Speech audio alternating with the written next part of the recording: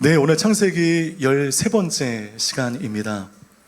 지난 창세기 10장에는 노아의 후손인 셈, 합, 야벳의 족보가 나오게 됩니다. 그 세 족보로부터 지금 60억이 넘는 인류가 파생되게 된 것이죠. 즉 어느 대륙에 살던, 어느 나라에 살던 누구든지 자신의 그 족보를 거슬러 올라가면 창세기 10장을 만나게 된다는 것입니다. 그렇게 모인 셈, 함, 야벳의 후손들이 점점 많아지면서 부족이 되고 인구가 더욱 늘어남에 따라 그들은 대규모의 인구가 함께 모여 살만한 좋은 땅을 만나고 싶었습니다. 그러다가 그들은 어느 한 지점에 모이게 됩니다. 우리 2절 말씀 함께 읽겠습니다. 시작. 사람들이 동쪽에 와서 시날 땅에서 평원을 발견하고는 그곳에 정착했습니다. 모든 인간의 본능 중에 정착에 대한 본능이 있을 것입니다. 우리 중에 누구도 유리방황하는 방랑자의 삶을 살기를 원하는 분들은 아무도 안 계실 거예요. 이 방황이 끝나고 어느 지점에, 어느 곳에 우리는 모두 정착하기를 원하죠. 유목 형태로는 안정된 삶을 영위할 수 없었기 때문에 그들은 늘 정착에 대한 바램을 가지고 이동하고 있었습니다. 그런 그들의 본능을 자극하게 하는 좋은 땅, 시날이라는 이름의 평원을 만나게 됩니다. 그런데 2절의 9절을 읽다가 이 9절에서 등장하는 두 가지의 동사를 통하여 당시 시날에 정착하고자 했던 사람들의 영적 상태를 확인할 수가 있었습니다. 그 동사는 다음과 같습니다. 첫 번째 동사는 동쪽으로 왔다라는 것이죠. 창세기 11장 2절 말씀 보면 사람들이 동쪽에서 와서 라는 구절이죠. 특별할 것 없는 아주 평이한 구절입니다. 여러분, 여기에 담겨져 있는 의미가 만만치 않습니다. 인구가 늘어남에 따라 넓은 생활 환경에 흩어져서 살게 되지만 2절의 말씀 보니까 이 노아의 후손들은 마치 약속이나 한 듯 자연스럽게 동쪽으로 함께 몰려들게 됩니다. 동쪽에 시날 평원이라는 비옥한 땅이 있었기 때문이죠. 지도를 열어주시면 이 지도는 정확한 지도가 아니고요, 그냥 추정하는 지도일 뿐인데 유프라테스 강과 티그리스 강 사이에 시날이라고 하는 아주 비옥한 땅이 있고요, 그 땅 동쪽에 이쯤에 에덴 동산이 있지 않았을까 추정하는 것 뿐입니다. 시날 평원은 말씀드렸다시피 유프라테스 강과 티그리스 강 사이에 있는 평원으로 예로부터 기름진 땅이었고 그 땅 끝에 에덴이 있었던 것으로 추정합니다. 이후에 이곳에 어느 나라가 세워지게 되는가, 이 바벨론이라고 하는 강대국이 세워지게 된 이후에 이 지역에 세워지는 나라가 고대 근동의 패권을 잡게 됩니다. 강한 나라의 기틀을 제공하는 아주 좋은 땅, 기름진 땅이 바로 시날 평원이었습니다. 그런데 동쪽으로 왔다, 이 구절을 우리가 히브리어 원문으로 보니 다음과 같아요. 동쪽에 왔다라고 하는 이 본문의 히브리어를 정확하게 해석을 하니까 동쪽으로부터 가다, 말장난 같은데 이겁니다. 동쪽으로 왔다는 것은 어느 지점에 있는지 모르는 사람들이 동쪽을 향하여 갔다는 것이고, 오늘 본문에 정확하게 표현을 하면 동쪽의 어느 한 지점을 중심으로 점점 멀리 나아간다라고 하는 그런 의미가 있는 것이죠. 그러면 이게 왜 중요한 의미인가? 창세기 2장 8절 말씀 가운데 다음과 같은 말씀이 있습니다. 함께 읽겠습니다. 시작. 여호와 하나님께서 동쪽의 에덴에 동산을 만드시고 손수 빚으신 그 사람을 거기에 두기셨습니다. 동쪽에 무엇이 있었습니까? 에덴 동산이 있었습니다. 창세기 초반절에 동쪽이라고 하는 그 위치는 즉 에덴 동산을 말하는 것이죠.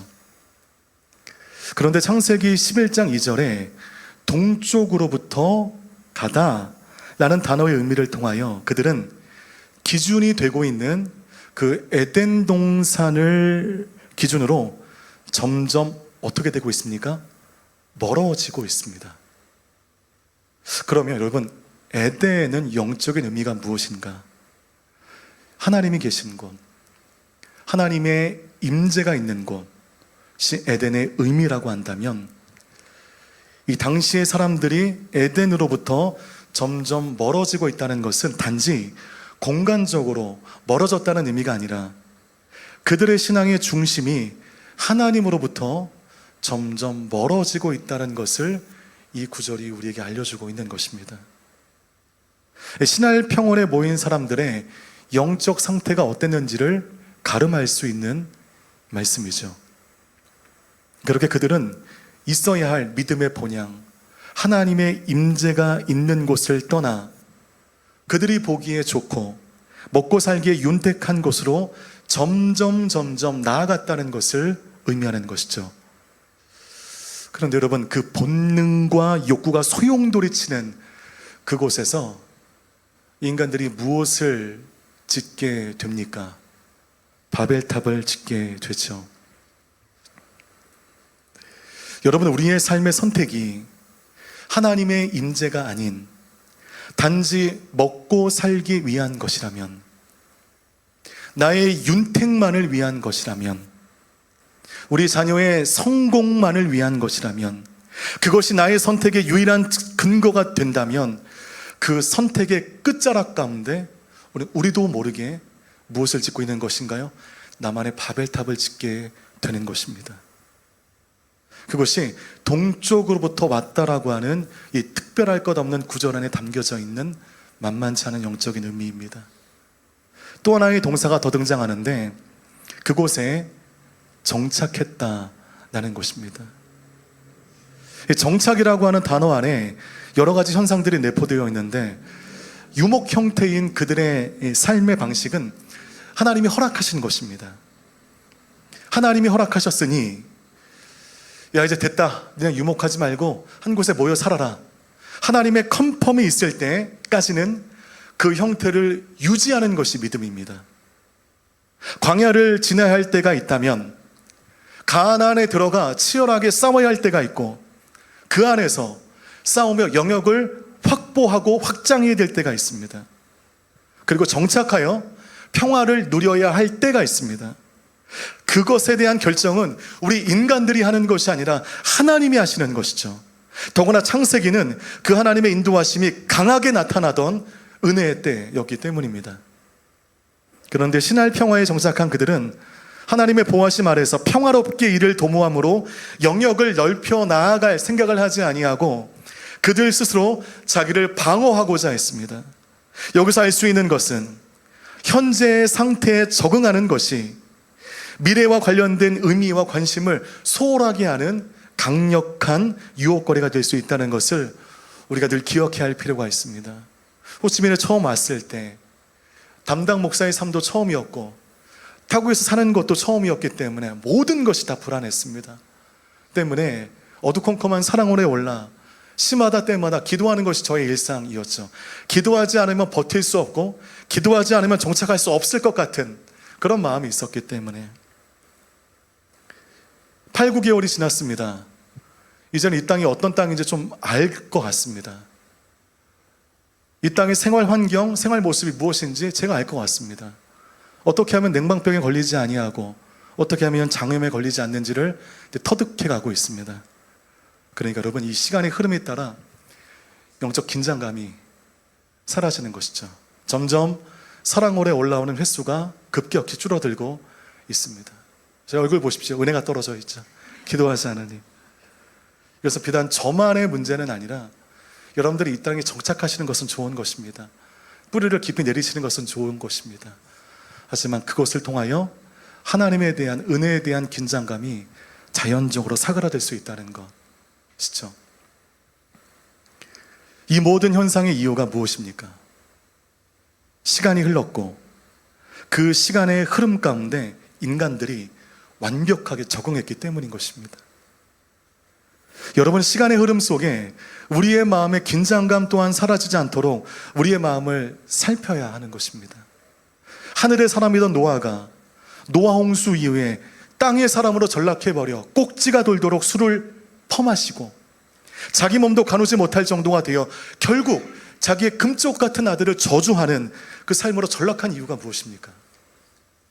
아버지 노아와 함께 크지 않은 방주 안에서 아비의 말에 순종하며 고통의 시간을 지혜롭게 잘 견뎌냈던 셈, 함, 야벳이었는데 그 중에 한 아들은 아비를 욕되게 하다가 저주를 받게 되고 시간이 흘러 에덴에서부터 그의 중심이 점점 멀어지며 하나님을 외면하는 삶을 살다가 결국 바벨탑이라고 하는 최악의 결론을 낳는 이유가 무엇인가? 여러분, 시간의 흐름 속에 그들 마음에서 하나님을 향한 그 마음이 자연적으로 소멸되었기 때문입니다. 신할평에 모인 사람들은요, 이미 영적으로 무뎌져 버린 것입니다. 그리고 그 안에 하나님을 향한 갈망을 잃어버린 것입니다. 하나님이 존재하지 않으니 그들의 욕망과 욕구가 엉뚱한 곳으로 나아가기 시작하는 것이죠. 그래서 여러분, 우리 시간의 흐름은 내 인생의 약이 될 수가 있고 내 인생의 독이 될 수가 있습니다. 그런 말이 있죠. 시간이 약이다. 내 안의 상처, 과거의 고통이 시간의 흐름 속에 자연스럽게 희미해져 버리는 약이 되기도 하지만 시간의 흐름이 그 안에 완벽하게 적응함으로 말미암아 내 영혼을 무뎌지게 하며 하나님께로부터 점점 멀어져 나도 모르는 사이에 내 삶의 바벨탑을 세우는 독이 될 수 있다는 것을 우리가 늘 기억해야 할 필요가 있습니다. 이렇게 모인 사람들이 무슨 짓거리를 하는가? 우리 3절 말씀 함께 읽겠습니다. 시작. 그들이 서로 말했습니다. 자, 우리가 벽돌을 만들어 단단하게 굽자. 그들은 돌 대신 벽돌을, 진흙 대신 역청을 사용했습니다. 이 당시 건축 기술은 매우 원시적이었기 때문에 어떤 건물을 짓기 위해서는 땅에서 채취한 그 돌을 도구로 깎아내는 것입니다. 그래서 집의 형태에 맞게 쌓아 올리는 것, 이것이 그 당시의 건축 방식이었습니다. 그런데 이 돌 대신 진흙을 빚어 불에 구워 단단하게 만든 벽돌을 사용하게 되었고, 중동 지방의 흔한 역청으로 벽돌과 벽돌 사이 일종의 시멘트의 역할을 하는 그런 악교로 사용하게 된 것이죠. 획기적인 건축 기술의 발전이 있었다는 것입니다. 어떤 일을 도모하는 자들이 그 의지와 뜻을 한데 모을 때 인류는 늘 엄청난 힘을 발휘해 왔습니다.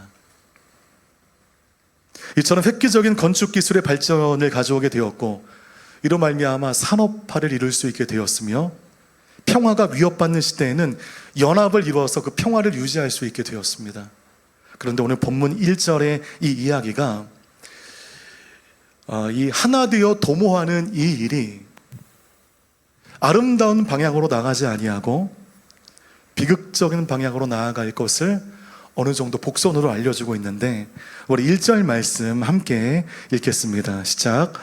당시 온 세상에는 언어가 하나였으며 같은 말을 썼습니다. 여러분, 1절 말씀 보니까 아니 그 언어가 하나였다 라고 하는 이 말 외에 이 말과 굉장히 비슷한 같은 말을 썼다라고 하는 비슷해 보이는 두 가지 구절이 같이 등장하죠. 언어가 하나였다고 하면 되지 같은 말을 썼다라고 하는 비슷한 말을 덧붙인 이유가 무엇인가? 이 본절에 나온 여러분, 언어라는 것은 단순히 기능적인 의미를 얘기합니다. 그런데 여러분, 그 기능적인 의미의 언어가 우리의 입 밖으로 나아가는 순간 어떤 생각을 도모하게 되고, 그러므로 우리의 행위를 유발하게 되며, 그로 인하여 우리 입 밖으로 나온 그 언어, 그 말로 말미암아 분명히 어떤 결과를 낳게 됩니다. 그것이 말입니다. 그래서 우리 주위에 자신의 생각을 일목요연하게 잘 얘기하는 사람을 향해서 말 잘하네 이렇게 얘기하지, 이 언어가 탁월하네 라고 얘기하지 않죠. 말은 그것입니다. 그렇게 사람들이 같은 언어로 말이 모아지게 되었고, 말이 모아지게 되니까 마음까지 모아지게 되었습니다. 이렇게 그들이 통일된 언어로 같은 말을 하며 마음을 모은 그 결과가 무엇인가? 우리 4절 말씀 함께 읽겠습니다. 시작. 그리고 그들이 말했습니다. 자, 우리가 우리를 위해 성을 쌓고 하늘까지 닿는 탑을 쌓자. 우리를 위해 이름을 내고 온 지면에 흩어지지 않게 하자. 이 통일된 언어와 같은 말로 의기투합하여 놀라운 건축술의 발전을 이룬 신할에 모인 인간들은 그들 자신을 위하여 성과 도시를 쌓게 됩니다. 그런데 어느 정도까지 쌓았는가? 오늘 4절 말씀 보니까 하늘까지 닿는 탑을 쌓자라고 의지를 다지고 있습니다. 여러분, 이 말이 얼마나 유치하고 얼마나 교만한 말인지 모릅니다. 갑작스럽게 여러분의 상식을 좀 테스트해 보면, 현재 여러분 세상에서, 세계에서 가장 높은 건물이 어떤 건물로 알고 계십니까? 네, 바로 이 건물이죠. 2019년에 아부다비 아울리시를 갔을 때 촌놈이 여기 와서 제가 사진을 찍은 갑오로 가지고 있습니다. 네, 두바이에 있는 부르즈 알리파라는 건물로 삼성물산이 건축에 참여한 것으로 알려진 이 유명한 부르즈 알리파, 세계에서 최고로 높다는 이 건물의 높이는 828m입니다. 인간의 건축술이 어디까지 발전할 수 있는가를 보여주는 압도적인 높이와 위용을 가진 건물이죠. 사실 지금 정확하게는 1008m에 인류 최초로 1km가 넘는 그 건축물이 지어지고 있었습니다. 사우디아라비아의 제2의 도시인 제다의 제다타워라고 하는. 그런데 자금의 부족과 코로나로 인해서 지금 중단되어 있습니다. 만약 그게 건립이 됐다고 한다면 인류 최초로 1km가 넘는 건축물이 우리는 만날 수 있게 될 수 있었던 것이죠. 현재 여러분, 최고의 기술력을 총동원하여 건설할 수 있는 최대 높이가 높아야 1km입니다. 그런데 겨우 벽돌을 굽고 역청을 시멘트로 이용하는 이 원시 수준을 겨우 극복한 실력으로 그들은 하늘까지 닿는 탑을 쌓자 라고 의기투합하고 있는 것입니다. 여기서 주는 영적인 의미가 있죠. 이처럼 죄를 극복하지 못한 인간이 서로 악한 일을 부추기고 격려하고 같은 말로 마음을 하나로 모으게 된다면 그들에게는 결국 하나님을 대적하는 일로 귀결되어지게 되는 것입니다. 그렇게 똘똘 뭉친 유대주의자들이 예수 그리스도를 십자가에 못 박았고, 그렇게 똘똘 뭉친 유대인들이 바울의 선교 사역을 가는 곳마다 치명적으로 방해했으며, 그렇게 똘똘 뭉친 잘못된 민족애로 함께 된 사람들이 하나 되어 세계대전이 일어나게 되고, 지금도 곳곳에 전쟁으로 인해 많은 일명이 살상되고 있는 것입니다.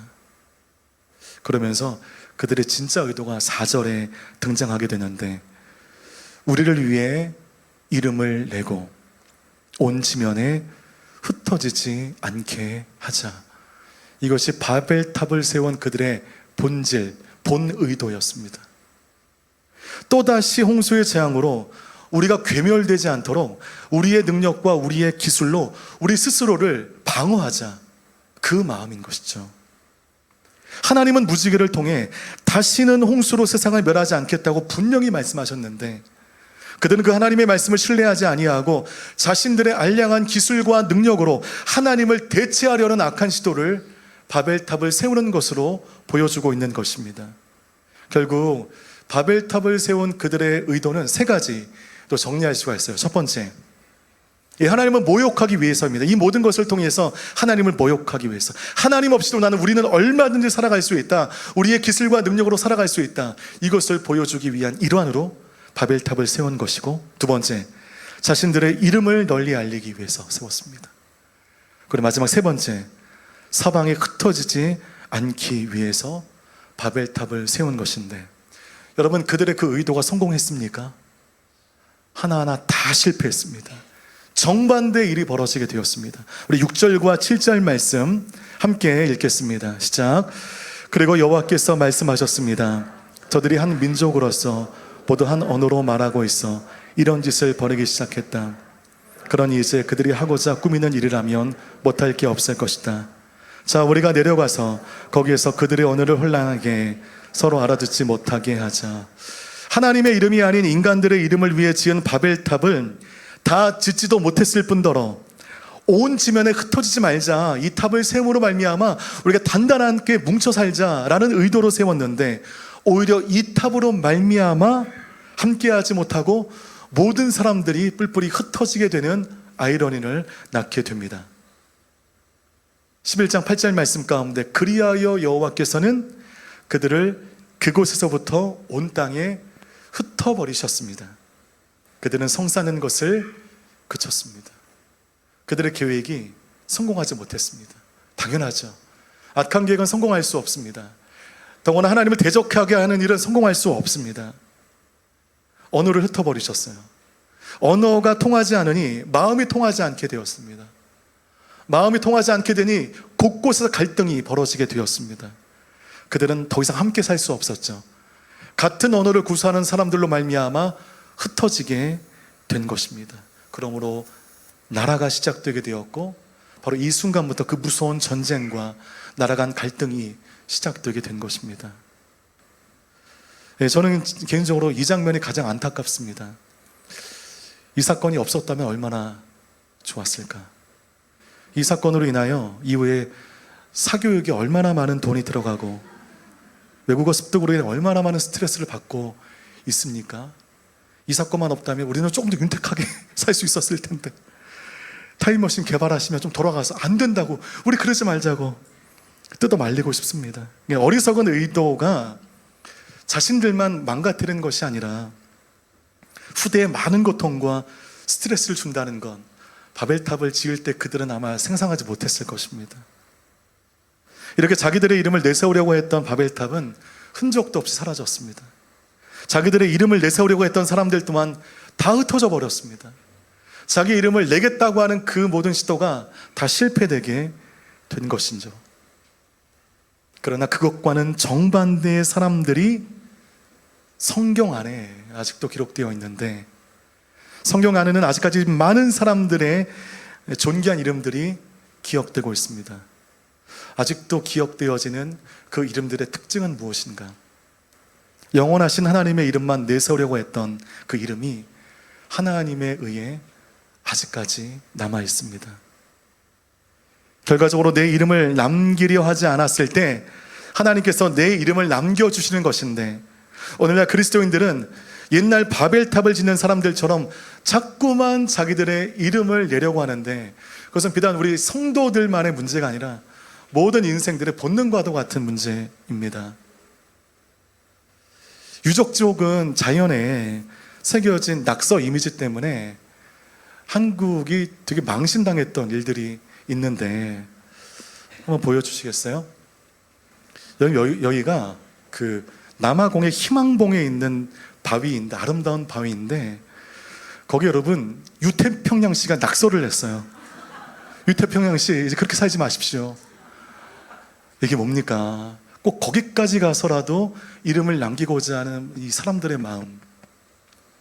두 번째, 여기가 어디냐 하면 그랜드 캐년인데, 여기에 상구씨 낚시하셔서 왜 여기까지 와서 낙서합니까? 이 귀한 자연 만물에. 지금도 더 좀 놀라운 것은 세 번째인데요. 여기가 어디냐면 그 냉정과 열정 사이의 그 배경으로 유명한 이탈리아 피렌체 대성당인데, 거기에 누가 낙서를 했는데 얼마나 구구절절한지 모르겠어요. 엄마의 바람대로 이렇게 세상 반대편에서 홀로 당당하게 선을 줄 아는 여성으로 설 수 있게 되었어. 엄마가 참 좋아도 하시겠다. 이렇게 사람들은 곳곳에 자기 이름을 기록하려고 합니다. 제가 2006년도에 북인도에 아울리치를 갔을 때 북인도의 레라고 하는 그 지역에서 복음을 전할 때 우리가 이제 이 티베트 불교를 경험하기 위해서 티베트 불교 안에 들어가서 마치 이 예불을 드리는 것처럼 우리가 서서 이렇게 기도하면서 그 시간을 봤던 적이 있는데요. 그 두 번째 기둥에 한국 사람들의 이름이 딱딱 있고 거기에 가운데 하트가 이렇게 되어져 있는 모습을 보면서 이게 인간의 본능이구나. 어디서든지 그들의 이름을 남기고자 하는. 다른 종교를 제가 하고자 하는 마음이 없어서 좀 조심스러운데, 이 절에 가면 이 불자님들이 드린 그 물건에 자기 이름을 이렇게 새기지 않습니까? 그 어느 건물에 1층에 가면 그 로비를 뒤덮은 기부자의 이름들. 이렇게 인간은 자꾸만 내 이름 석자를 역사 가운데 우격다짐으로 남기려고 하는 그 시도를 늘 해왔습니다. 자녀 교육에 있어서 혹시 이 본능이 발휘되고 있는 것은 아닌가? 자녀를 통하여 나의 이름 석자를 드높이기 위한 그 도구로 우리 자녀 교육에 그토록 매진하는 것은 아닌가? 돌아봐야 할 필요가 있습니다. 그런데 여러분, 하나님의 법칙이 있습니다.